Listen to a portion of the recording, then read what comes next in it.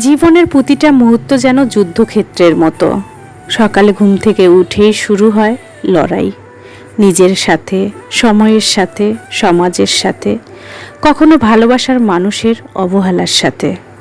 সবাই ভাবে আপনি ভালো আছেন, কিন্তু কেউ জানে না আপনি প্রতিদিন নিজেকে হারিয়ে আবার খুঁজে ফেরেন।